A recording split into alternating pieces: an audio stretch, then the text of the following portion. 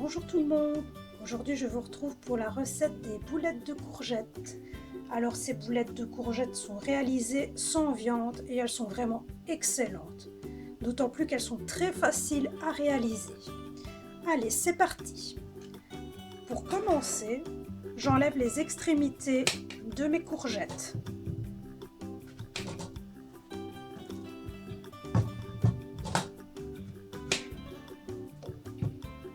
Comme ceci.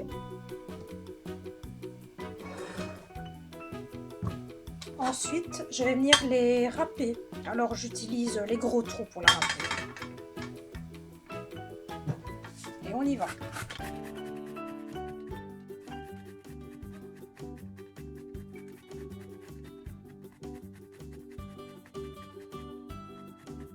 Les courgettes ont été hachées. Alors, si vous n'avez pas de râpe manuel, bien évidemment, vous pouvez utiliser le robot pour hacher les courgettes. Mais dans ce cas, faites attention de ne pas trop les hacher pour que ça ne devienne pas de la purée.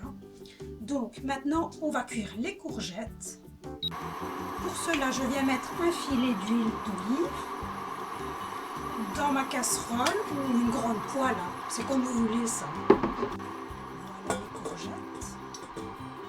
Et je viens les verser.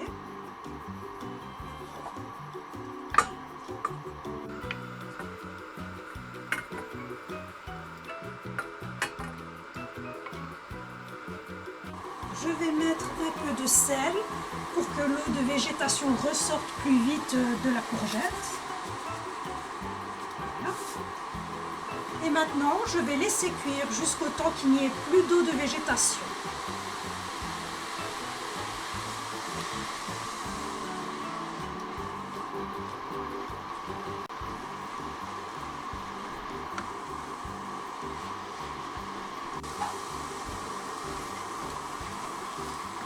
Voilà, l'eau de végétation de mes courgettes s'est évaporée.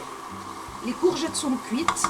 On peut couper le feu, les déposer dans un plat et les laisser refroidir pour la suite.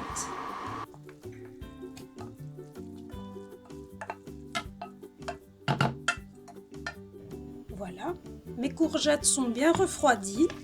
Maintenant, je vais venir ajouter le reste des ingrédients pour faire les boulettes. Alors, nous allons commencer par hacher 2 gousses d'ail.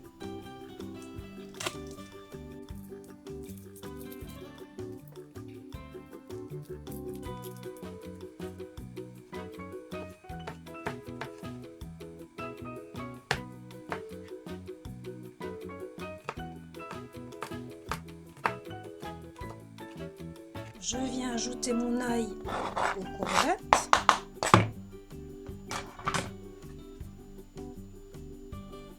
Je viens casser mon œuf dans un petit bol. Je le mélange un petit peu. Je l'ajoute. Je viens ajouter mon parmesan et ma chapelure.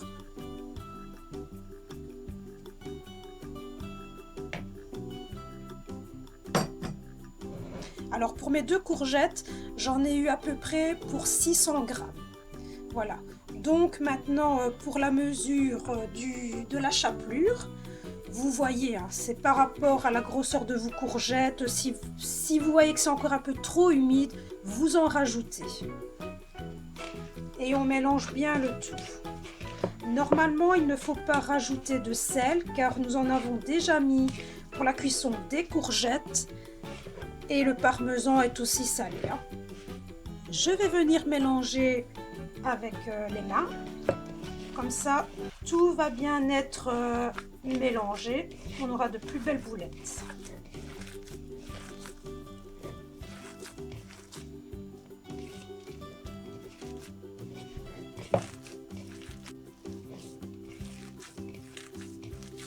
Voilà. Comme vous pouvez le constater, c'est compact. Très ferme et on peut facilement faire les boulettes. Donc c'est à vous de voir pour la chapelure. Si c'est humide que vous n'obtenez pas ceci, rajoutez-en. Maintenant, je vais venir faire mes boulettes.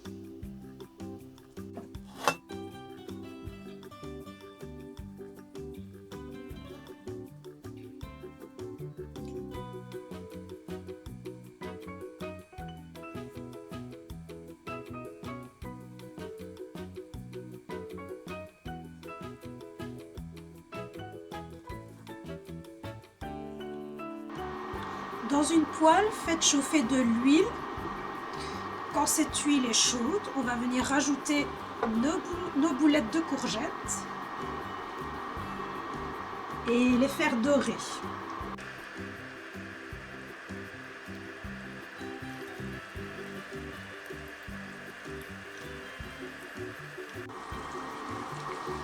Avec cette préparation, je vais réaliser 10 boulettes.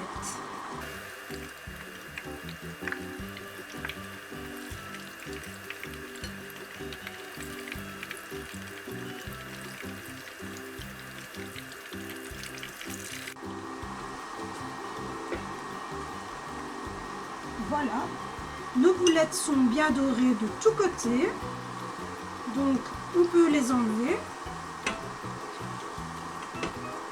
et on va cuire le reste des boulettes.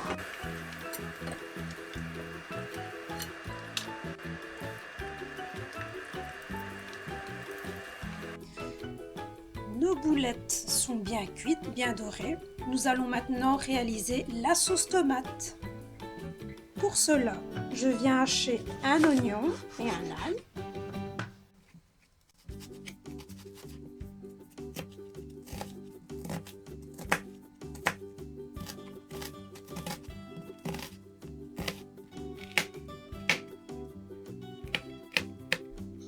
Dans une casserole, je viens verser un filet d'huile d'olive. Puis, je viens ajouter mon oignon et ma gousse d'ail.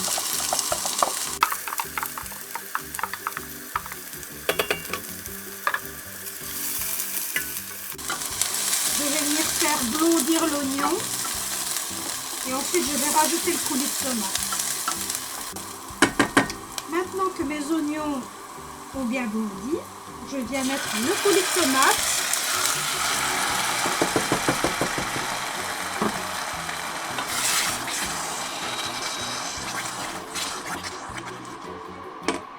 Comme vous pouvez le constater, il reste toujours du coulis dans la boîte. Donc, je vais venir mettre un fond d'eau bien mélangé pour le récupérer. Vous rajoutez les épices que vous aimez ou les herbes bien sûr. Alors moi j'aime dans une sauce tomate le basilic, donc j'en mets quelques feuilles. Du poivre et du sel. Pour moi c'est suffisant. N'hésitez pas à mettre celle que vous aimez. On mélange bien et on va laisser cuire pendant environ 20 à 25 minutes. On se retrouve quand c'est cuit. Les 25 minutes sont passées, ma sauce tomate est à présent cuite. On va dresser dans un plat pour faire cuire au four. Je viens disposer une partie de ma sauce tomate dans le plat.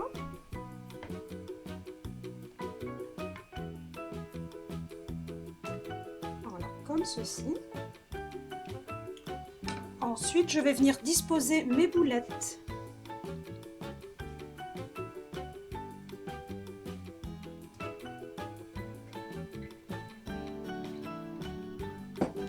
Je viens rajouter par-dessus encore un peu de sauce tomate.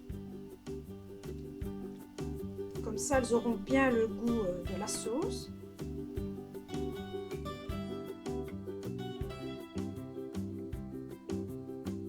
Moi, pour plus de gourmandise, je vais venir mettre du fromage râpé au-dessus.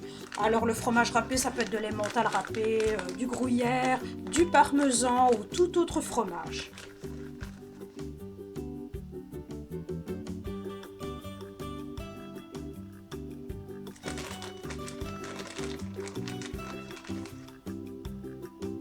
Il ne reste plus qu'à mettre au four environ 20 minutes, le temps que le fromage soit bien fondu. Et puis, bon appétit!